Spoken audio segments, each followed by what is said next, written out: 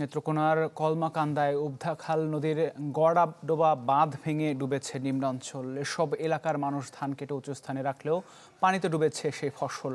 আকস্মিক বাঁধ ভেঙে পানি ঢোকায় বিপাকে পড়েছেন কৃষক। এদিকে দুর্গত এলাকা পরিদর্শন করেছে স্থানীয় প্রশাসন। জানা গেছে চলতি বছর কয়েক দফা ঢলের পানিতে নেত্রকোনায় ক্ষতিগ্রস্ত হয়েছে 22,000 হেক্টর জমির ধান। অন্যদিকে ব্রাহ্মণবাড়িয়ায় মেদির হাওর সহ বিভিন্ন স্থানে পরিস্থিতির উন্নতি হচ্ছে, কিন্তু তলিয়ে যাওয়া ফসল নিয়ে বিপাকে বহু কৃষক। দ্রুত সরকারি সহায়তার দাবি তাদের। আমি পানি দিনের পয়সা পচে গেছে, আমি আর এটা আনার কোনো যোগ্য নাই।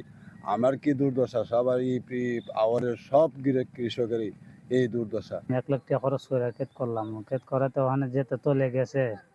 এটা তো বাইছে মানে কিছু যে বাইছে মানে বাইয়া এটা ভাঙ্গিয়া নেশে হয়ে যাবে, মানে খাইতে আনলে কোনো মুরাদ দেয় না। শ্রমিকের দাম বেড়ে গেছে, লোক কেফা বাজানা বাজার গিয়া এই পুরা হেরবিটা কোনো মতে তোলা হয়েছে।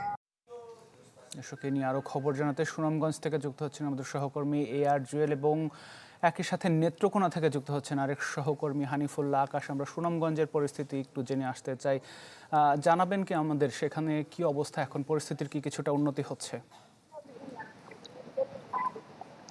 হ্যাঁ আতিক, সুনামগঞ্জের পরিস্থিতি গেল কয়েকদিনে কিন্তু অনেকটাই উন্নতি হয়েছে। কারণ গেল 1 সপ্তাহ ধরে সুনামগঞ্জে কিন্তু রৌদ্রোজ্জ্বল আবহাওয়ায় কৃষকরা তাদের যে ভেজা ফসল সেগুলো শুকানোর কাজ সারতে পেরেছিলেন। যদিও আজকে সকাল থেকে কিন্তু দুপুর পর্যন্ত প্রচুর বৃষ্টি হয়েছিল।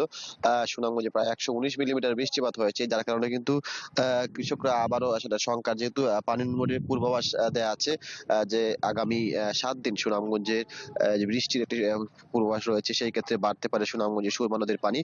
আজকেও সুনামগঞ্জে সুরমা নদীর পানি দিতে দেখায় 13 সেন্টিমিটার পানি বৃদ্ধি পেয়েছে। ঈদ আসবে, সাথে ক্যাশব্যাকও আসবে। নিজের বা প্রিয়জনের জন্য কেনাকাটায় এবারও নগদ পেমেন্টে পাচ্ছেন দারুণ ক্যাশব্যাক। তাই যাই কিনুন, পেমেন্ট করুন নগদে। এবং যেহেতু আগামী 3 দিনও ভারতের চেরাপুঞ্জি মেঘালয়ে বৃষ্টিপাতের একটা পূর্বাভাস আছে, সেই কারণে কিন্তু এই নদ নদীর পানি বাড়তে পারে হাওরের পানি। সেই ক্ষেত্রে বলা যায় কৃষকদের যে বন্যার একটা শঙ্কা রয়েছে পাওয়ার পূর্বাভাসের কারণে।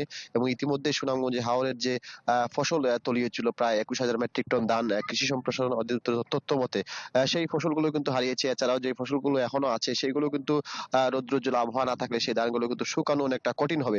যার কারণে কিন্তু এই হাওরের মানুষটা আসলে মানুষদের প্রকৃতির উপর একটা নির্ভর করতে হচ্ছে। যদি রৌদ্রোজ্জ্বল আবহাওয়া না থাকে, বৃষ্টি হয়, সেই ক্ষেত্রে কৃষকদের দুর্ভোগ আরো বাড়বে। এবং যদি এই বৃষ্টিপাত অব্যাহত থাকে, সেই ক্ষেত্রে কিন্তু কৃষকরা একটা দুর্যোগের মধ্যে পড়তে পারে। এখন পর্যন্ত দুপুরে পড়তে কিন্তু বৃষ্টিপাত কমেছে, রৌদ্রোজ্জ্বল আবহাওয়া আমরা দেখতে পাচ্ছি। যদি এই আবহাওয়া থাকে তাহলে হয়তো কৃষকরা তাদের যে বাকি ধানগুলো আছে, এখনো পর্যন্ত কিন্তু কৃষি সম্প্রসারণ অধিদপ্তর মতে প্রায় 87 ভাগ ধান কাটা হয়েছে।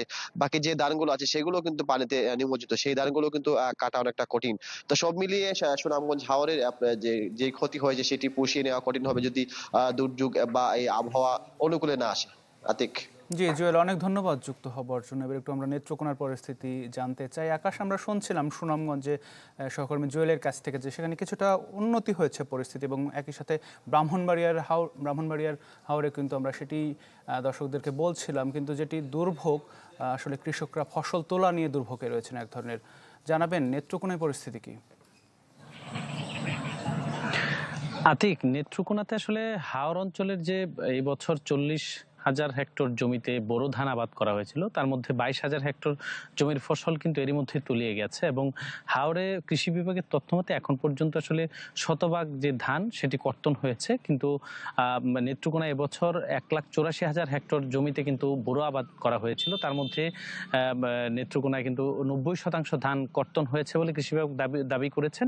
এবং আমরা আজকে সারাদিন কিন্তু কলমাকান্দার যে গোড়াডোবা হাওরে ছিলাম, সেখানে দেখেছি আসলে বাঁধ ভাঙার পর নিচু এলাকার যে কিছু মান্দারবাড়ি বিল, মেদা বিল ইত্যাদিতে আসলে পানি এসছে। এবং এর উঁচু জায়গাগুলোতে কিন্তু কৃষকরা খড় রেখেছিল এবং ধান শুকানোর জন্য ধানও রেখেছিল, সেখানে কিন্তু পানি উঠেছে। সেখানে কিছুটা দুর্ভোগ আমরা দেখেছি, কারণ যেহেতু এই হাওরগুলোর ধান এর আগেই আসলে শতভাগ তলিয়ে গেছে এবং মানুষের যে বড় ফসল সেটি কিন্তু শতভাগ তলিয়ে যায়। এবং আপনাদেরকে একটু পেছনে দেখাই যে আমার পেছনের যে ফসল ফসলের মাঠ আছে সেখানেও কিন্তু আসলে পানি প্রবেশ করেছে। গতকালকেও কিন্তু এখানে পানি কম ছিল, কিন্তু এইখানেও কিন্তু আসলে ধান প্রায় 90% কর্তন করা হয়েছে।